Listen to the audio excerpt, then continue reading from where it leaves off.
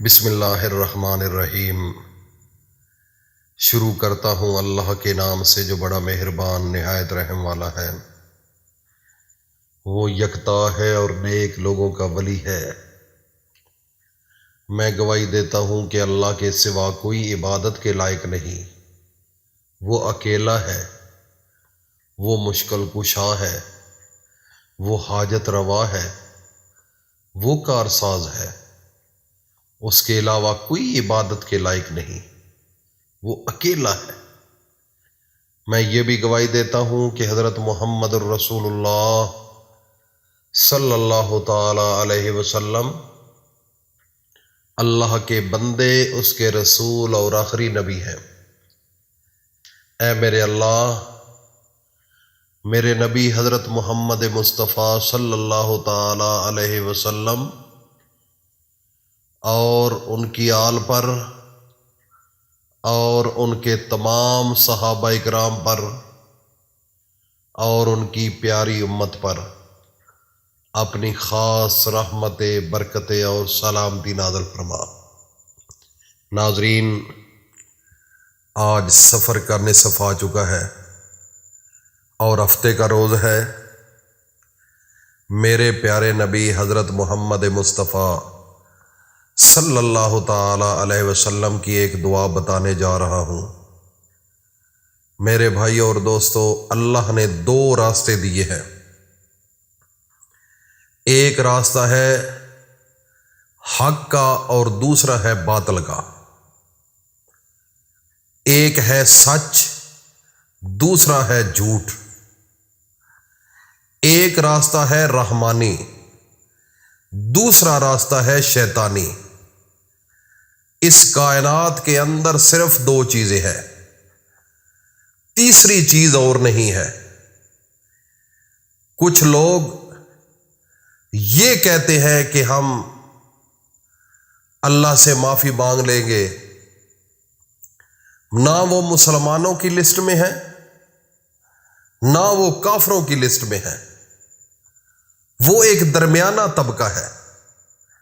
جب ان کو ضرورت پڑتی ہے شرک کر لیتے ہیں، جب ان کو ضرورت پڑتی ہے جھوٹ بول لیتے ہیں، جب ان کو ضرورت پڑتی ہے نمازیں پڑھ لیتے ہیں، جب ان کو ضرورت پڑتی ہے سچائی کی طرف آ جاتے ہیں، جب ان کو ضرورت پڑتی ہے جھوٹ بول لیتے ہیں، برائی کی طرف چلے جاتے ہیں، زنا کی طرف چلے جاتے ہیں۔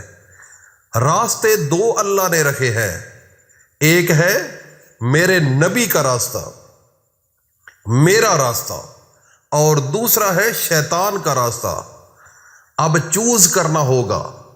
یہ کوئی بات ایسے نہیں کہ رلے میں رہے، اس کا پتہ ہی نہ چلے کہ یہ مسلمان ہے یا کافر ہے۔ اللہ کے نبی حضرت محمد مصطفیٰ صلی اللہ تعالی علیہ وسلم جنگیں کیا کرتے تھے، اور ایک حد ہوتی تھی۔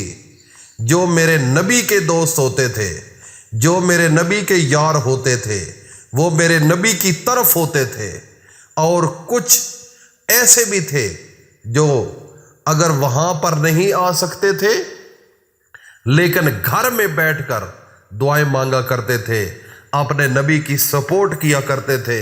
اگر وہ اس اہل نہیں ہوتے تھے کہ میں جنگ لڑ لوں، لیکن پھر بھی اپنے گھروں کے اندر رہ کر بھی حق اور سچ ساتھ دیا کرتے تھے۔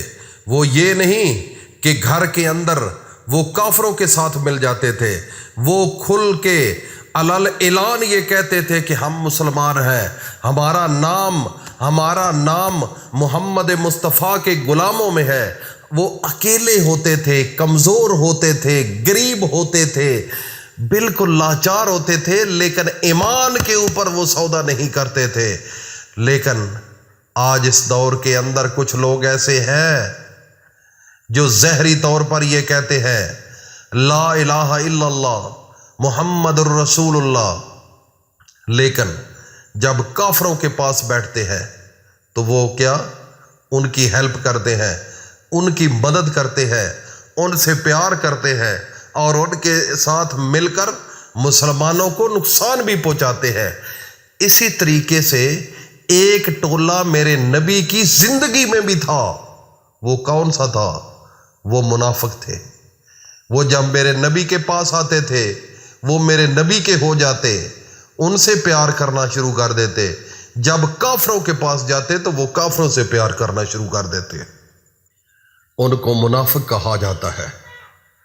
اللہ رب العزت نے پوری قرآن کے اندر ایک سورت نازل کی جس کا نام منافقون ہے۔ منافق میرے نبی کے دور میں بھی تھے، آج اس دور کے اندر بھی موجود ہے۔ اس لیے میرے بھائیوں اور دوستوں، میری ماؤں بہنوں بیٹیوں، سب سے زیادہ عذاب جو ہوگا وہ منافقوں کو ہوگا۔ سب سے زیادہ گناہ جو ہے وہ منافق کر رہے ہیں۔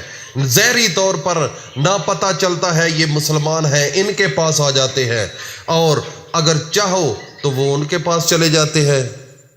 ان کا ایک اپنا نظام ہے۔ وہی منافق ہوتا ہے جس کا ایک دھڑا نہ ہو، وہ ضرورت کا محتاج ہوتا ہے، ضرورت کے مطابق چلتا ہے۔ اس لیے میرے بھائیوں اور دوستوں، میری ماؤں بہنوں بیٹیوں، اس راستے سے بچ جاؤ۔ اگر اپنے آپ کو مسلمان کہتے ہو تو پھر رحمانی راستے پر آ جاؤ، پھر کھل کر آؤ جیسے آنے کا حق ہوتا ہے۔ جان جاتی ہے تو چلی جائے، اس کے اوپر کوئی کمپرومائز نہیں کرنا۔ فنا فی اللہ کی تہ میں بقا کا راز مضمر ہے۔ جسے مرنا نہیں آتا اسے جینا نہیں آتا۔ اور میرے بھائیوں اور دوستو، عقیدہ بہت بڑی چیز ہے۔